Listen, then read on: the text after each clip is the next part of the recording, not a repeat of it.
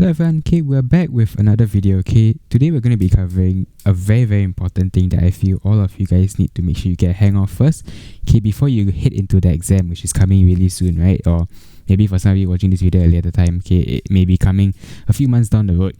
Alright, and this is going to be my video of 5 things you should know before the exam. This is pertaining mainly to geography, so H1 and H2 geography students, or any of the students out there sitting for geography exams, writing essays, thesis, case studies. You're going to have to know what to do before the exam. Alright, let's get right in. Okay, our first thing that I want to focus on is your usage of criteria. A lot of students tend not to understand what criteria is. Okay, the purpose of a criteria is to help you form a very strong argument. When it comes to writing a geography essay or anything related to geography, you need to make sure you have an understanding of what your argument even is to begin with. And this is what your criteria is there for. It is there to help guide you as a way for you to actually form a very strong argument without using your content, basically your examples, as your foundation of argument. Okay, it should never be that case. Any of the content that you have learned in your syllabus should only be used as examples. Criteria is what should be the one that helps you to form that argument. So I'll give you an example later on, okay, on how you can use criteria to form your argument. First, let's go through all the different criteria. Our first criteria over here that we have that I've pointed out would be your stakeholders. Stakeholders is a classic criteria, especially when it comes to human geography. You're going to be looking at different types of groups of people. Okay, you've got higher income versus lower income. You have got urban dwellers versus slum dwellers, for instance. You've got the government versus firms versus consumers or your general public. This is usually the more important one that you can use all across the board. Why? Because of your TNCs. Your TNCs are basically your firms. GPNs, they are actually what is controlled by firms and governments as well. Then you have got the general public, okay, you have got your elderly, you have got your children, your young adults, okay, all these are groups of people which you will notice you see a lot in your sustainable urban development instead. Alright, so stakeholders is very important. Okay, it is basically used to show variation in the impacts on different stakeholders and differences in mindsets. Okay, different stakeholders have different perceptions and mindsets on what life should be like. So the quality of life may be very different across the board. When you look at the government, you look at consumers, they are very different types of people, very different groups of stakeholders. So just take note, this is one of our criteria. Next criteria, spatial variations. Spatial variations can be used more for physical geog. Okay, I look at it as a very good basis of argument for physical geog. Why? Spatial variations, you're looking at space. Okay, across space, different areas, different locations. What is that difference that you are seeing? So firstly, in the case of human geog, I'll just cover very quickly. Okay, I have got the developed versus less developed countries. In the case of my physical geog, this is where I think it's more of a better criteria to use spatial variations. You're going to be looking at the different locations in climate, right? So things like your AF versus your AM versus BSH versus BWH versus your AW. Okay, different climates possess different characteristics. You have already seen this in climographs, correct? I'll leave the link in the top right corner of the screen as well. Okay, but you already know that climographs have already shown you that different locations produce different rainfall, different amounts of rainfall, as well as different temperature. Right, so this is something you can take note. This in itself is spatial variations. You are showing that, look, there is actually different patterns, different trends amongst different areas. Alright, next I have got temporal variations. I think this should be number 3. Yeah, this should be number 3. Sorry, my bad. Okay, so number 3, you have temporal variations. Temporal variations is basically your long-term versus short-term. A lot of us know this. It's actually one of the easiest to use, right? In the long run, is there going to be changes? In the long run, is climate change going to have an impact on society? This is what we're looking at. So in the short term, what are the impacts? Are there negative implications or positive outcomes, right? And then if you look at it in the long term, okay, will things get worse or will they get better? So you need to go and understand this part as well. So it's really, like I've said over here, to show the changes in impacts,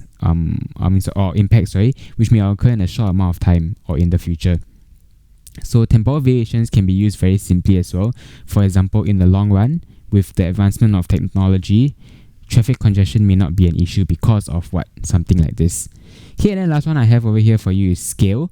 Okay, the reason why I had 5 at first was because the fifth one was going to be sustainability. Okay, but I'll leave that one to your own discretion because I think that one's a bit harder. Okay, especially if you're answering a sustainability question, you don't want to confuse both criteria. But scale is also applicable. Scale, I'm basically looking at a global versus regional versus local scale. So this is very important when it comes to, for example, your drainage basin hydrology. Okay, when you're using synoptic links, right, how are you going to link it to, let's say, transboundary water conflicts? Transboundary water conflicts, they occur more on a regional scale, whereas things like your drainage basin occurs on a very localized or perhaps very it's a very meso or minor scale instead. So you're going to have to look at the different types of scales. You can also look at different types of scales in terms of, for example, how does El Nino affect areas? So is it a region, a Pacific region thing, or is it actually a global scale? That is what you can also take into consideration. Okay, so how do you use criteria when writing, right? So like I've already mentioned, okay, you're supposed to take it as a very, very good basis of foundation for your entire essay. So your criteria should always first be mentioned in your introduction. That's how I like to do it. That's how a lot of people like to do it. Okay, it's up to you once again. And then you should have a bit of it in each paragraph. So you should talk about that same criteria throughout each paragraph to say how that criteria is being affected and molded, so that when you come to your conclusion, you can come to a very, very nice conclusion saying that as seen from all the different paragraphs, while the criteria has been shaken in certain ways or what, end of the day, your argument which you have stated in your introduction still stands because of what. So that is how your criteria should be. It should link all the paragraphs together to make it flow very nicely, almost like a thread. Okay, so for an example, I give you one over here. Okay, the introduction, in my last sentence of my introduction, I say, hence the impacts of traffic congestion very much depend on the different stakeholders involved. So over here, it is very, very clear to the examiner. Stakeholders is going to be my criteria that I'm going to use. So in my first paragraph, for example, let's say I talk about in the case of the elderly, when I'm talking about, let's say, traffic congestion and talking about public transport as a solution, right? They tend to be more physically immobile, for instance. Then let's say in my fourth paragraph, I say that, however, in the case of lower income groups, so it is another stakeholder that I'm bringing in, but you notice that stakeholders are criteria that I've actually used throughout all my different paragraphs as the basis of my argument.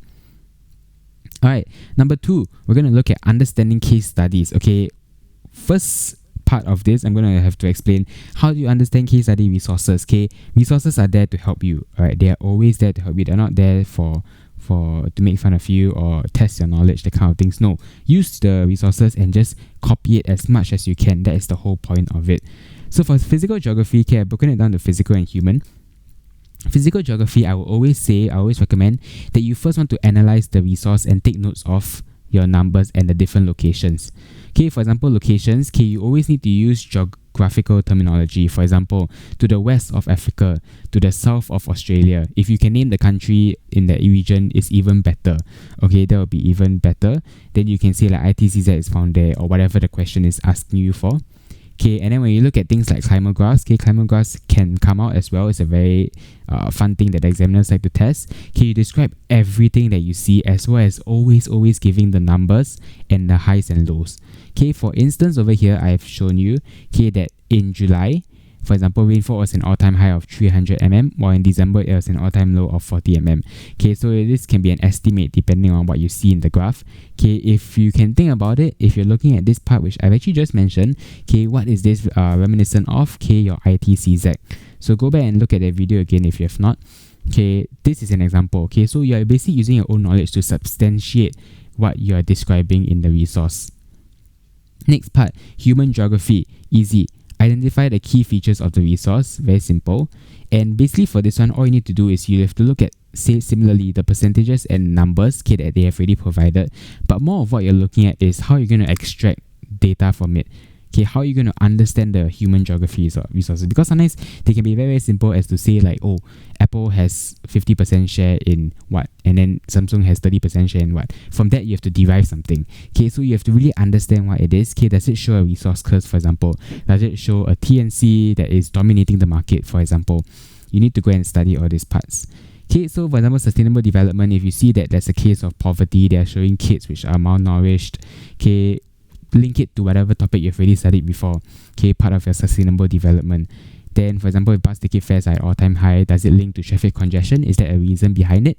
Right, so your goal in terms of understanding case study resources is to really analyze them and link them to your own prerequisite knowledge that you already have, and then after that just write it out. So copy and just write out whatever you see in the resource. Alright, so then we move on to how to ATQ, right? How to answer the question, in this case the case study question. Right, so I've already listed over here. I want you to read more on your own. Okay, take a minute, just pause the video, read it slowly. I won't explain everything because I think I've already done it in my previous A-level hacks video. Okay, very simply describe question. Okay, I'm just going to go through very briefly.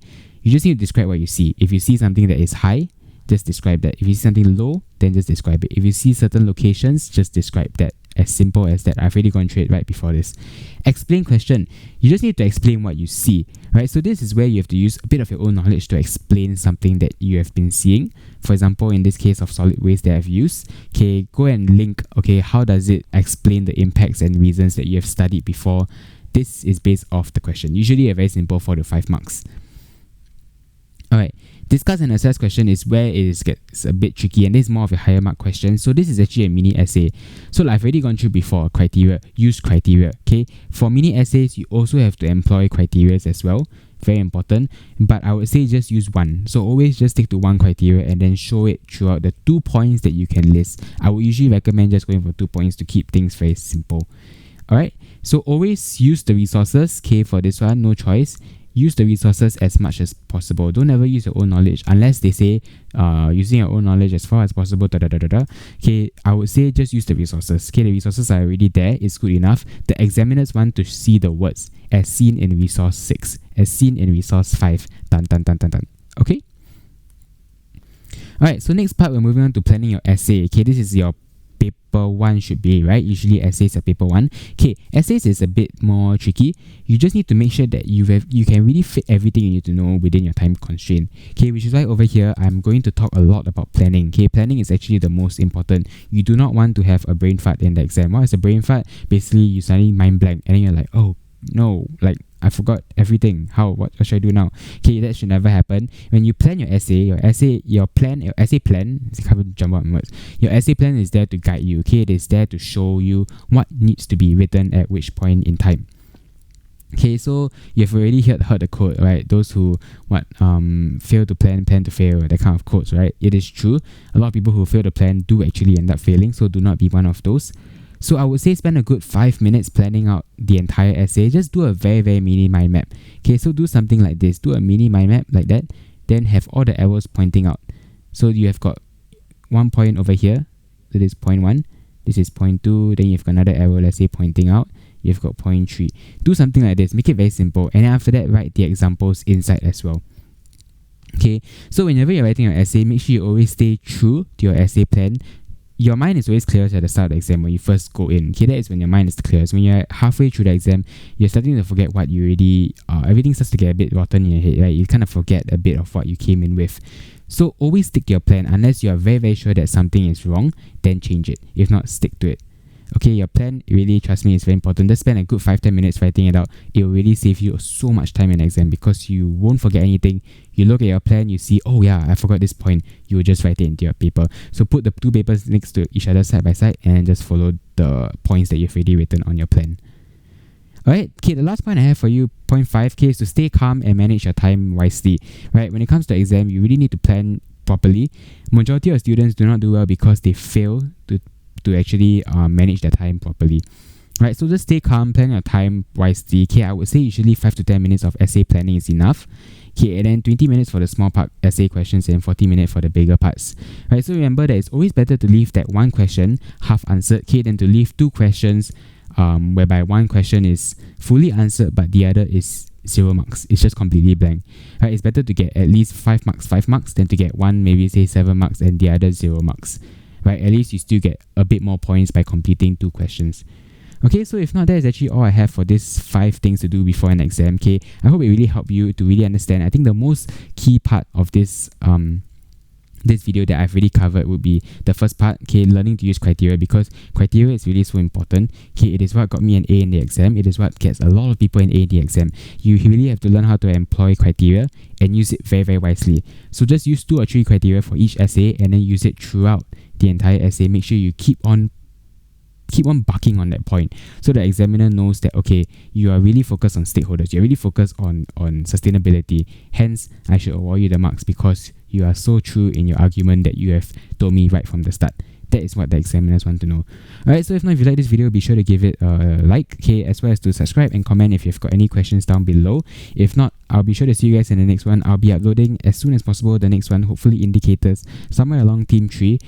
If not, if you've got more video suggestions, do leave them down in the comment section below.